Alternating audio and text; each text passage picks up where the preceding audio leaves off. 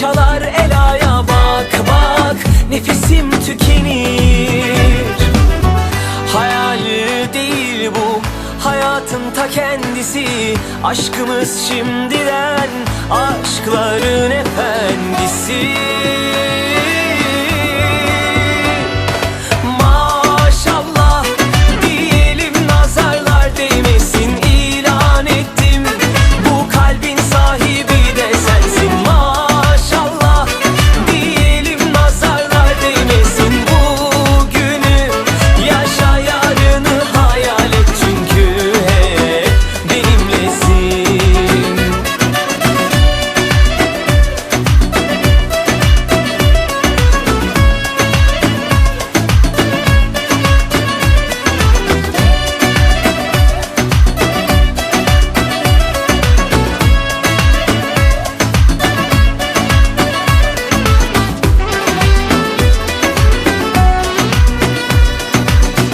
Ne kadar güzelsin, doyamam bakmalara. Sen benim her şeyimsin, sığdıramam sayfalara. Yaz yaz, kalemim tükenir.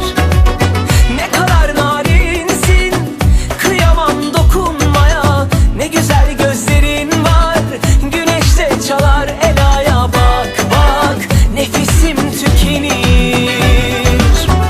Hayal değil bu, hayatın ta kendisi. Aşkımız şimdiden, aşkların efendisi.